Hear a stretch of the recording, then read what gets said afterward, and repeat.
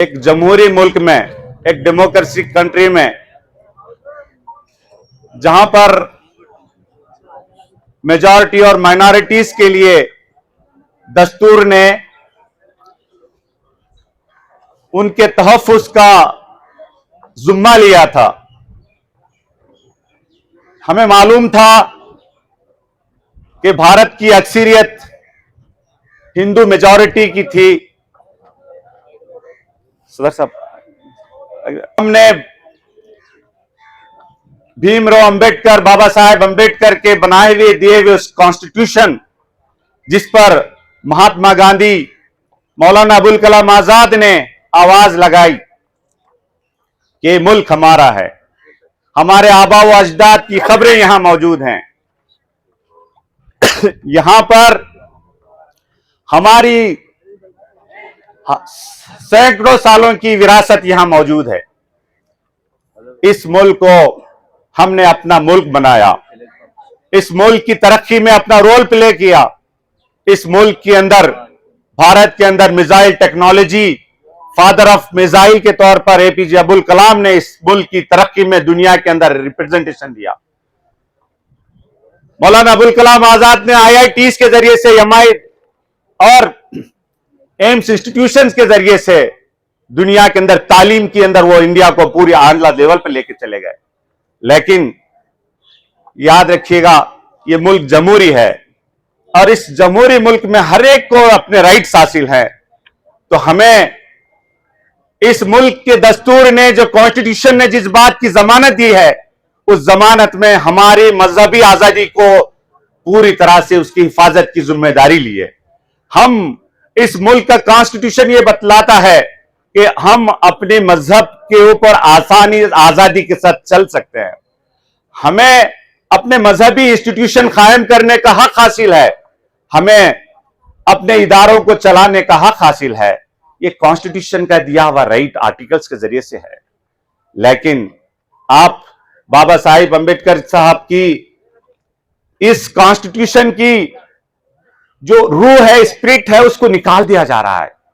यहां पर फिर वापस इस मुल्क को जिस तरह ढकेल दिया जा रहा है अंधविश्वास की तरफ, जिस मुल्क को ढकेल दिया जा रहा है झूठ की तरफ, जिस मुल्क को ढकेल दिया जा रहा है नफरत की तरफ, तो वक्फ के खिलाफ एक नैरेटिव सेट किया गया, वक्फ के खिलाफ एक माहौल बना दिया गया। कहा गया कि दुनिया के अंदर, हिंदुस्तान के अंदर रेलवे और एयरफोर्स के बाद सबसे ज्यादा जायदाद अगर आई तो वक्फ के पास है, वक्फ के पास है।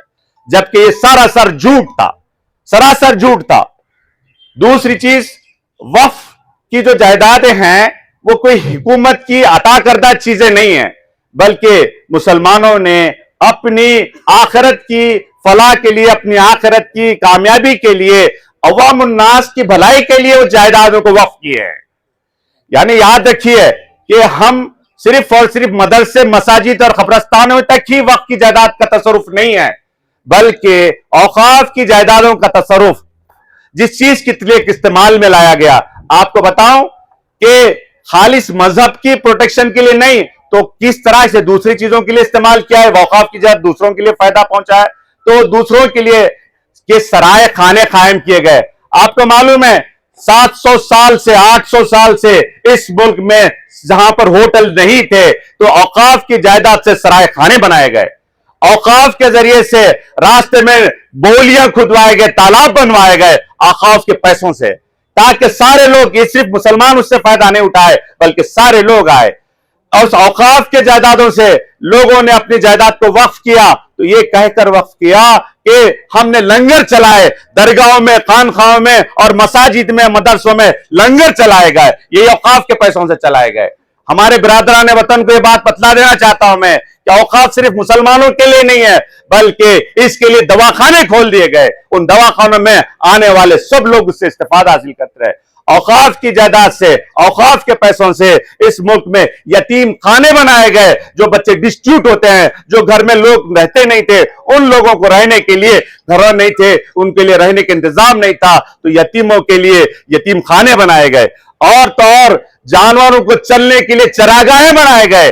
औकाफ के पैसों से लोगों ने औकाफ के लिए इसके लिए दिया। साथियों, इस औकाफ को ये बात कहकर कि मुसलमानों के लिए ये जो है लैंड जहाद है कहकर बोल दिया जाए? नहीं, हरगिज नहीं है। कोल कान खुल के सुन लीजिए, हमें किसी गैर मुस्लिम का या किसी ब्रदर ने वतन का अगर वो पैसा देता है तो हम उसका इनकार नहीं करते थे, लेकिन याद रखिएगा कि दुनिया के अंदर इंसानियत के लिए मजहब की चीजें मस्जिद और मंदिर के दरमियान में रहेंगे, लेकिन इंसानियत की सारी चीजें सारे तरफ लोगों को रहेंगे। इस वजह से ये जो औकाफ का माल है, औकाफ केवल मुसलमानों के लिए नहीं है बल्कि तमाम ह्यूमैनिटी के फायदे के लिए है। और ये बात है कि जो बात कहकर कि इसके अंदर बहुत ज्यादा वायलेशन हो रहा है, तो भला बताइए वायलेशन को रोककर आप जो बात कह रहे हैं अमित शाह और नरेंद्र मोदी, ये हुकूमत असल मुल्क नहीं है, याद रखिएगा। मैं आपको ये बात बतला देना चाहता हूं कि इस मुल्क का हुक्मरान तबका जो इस वक्त मुल्क नहीं है, हमारा मुल्क है। इस मुल्क हमारे कॉन्स्टिट्यूशन से चलता है और कॉन्स्टिट्यूशन का पालन करना हम सबकी जिम्मेदारी है। याद रखिएगा कि इस तरह के काले खवानीन हम पर मुसल्लत किए जाएंगे तो तब तक हमारा एहतजाज जारी रहेगा, तब तक ये कानून वापिस नहीं होता। आवाज दो, आवाज दो, वापिस करो, वापिस करो, वापिस लो, वापिस लो, वापिस लो, वापिस लो। साथियों, आइए हम सब मिलकर इस बात की तरफ तवज्जो करें कि ये मुल्क के अंदर जो चीज इस वक्त है वो ये है कि हमारे इस मुल्क के अंदर जो चीजें काले कानून की शक्ल में मुसलमानों पर उनकी आजादी, मजहबी आजादी पर यह हमला है। औकाफ के जरिए से, याद रखिएगा, औकाफ यानी मेरी प्रॉपर्टी है, मैं अपनी चीज को वक्फ करना चाहता हूं तो वो वक्फ नहीं कर सकता, मुझे प्रैक्टिशनर मुस्लिम होने की सनद बतलाने की बात कही जा रही है। भला बताइए कि उसकी सर्टिफिकेट कौन देगा? कौन सर्टिफिकेट देगा? इस एतबार से ये जो बात होती है चैरिटी के लिए, लोगों की मदद के लिए, इदारों की तरक्की के लिए अगर पैसा देने की जरूरत पड़ रही है तो मैं अपने माल का अपना ओनरशिप राइट भी खत्म हो रहा है। ये वक्फ कानून के जरिए से, इस वक्फ कानून के जरिए से प्रॉपर्टी राइट भी खत्म हो रहा है कि मैं अपनी प्रॉपर्टी अपनी मर्जी से किसी को दान नहीं दे सकता। ये तो मेरे पर जुल्म हुआ है ना, ये बात सरासर गलत है। इस एतबार से ये हम पर बहुत बड़ा जुल्म है। तो आइए हम सब मिलकर इस मुल्क के, अजीम मुल्क के, ये भारत हमारा सब गंगा जमुना तहरीक तहजीब का गहवारा है, हम यहां हिंदू मुस्लिम भाई भाई बनकर रह रहे हैं।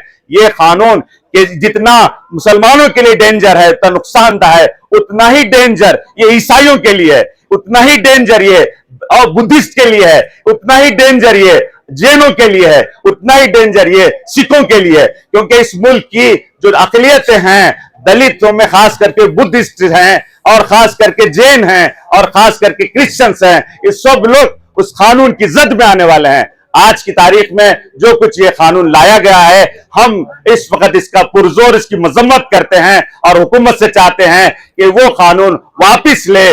जब तक हम जो है ये कानून वापिस नहीं होगा तब तक हमारा एहतजाज जारी रहेगा।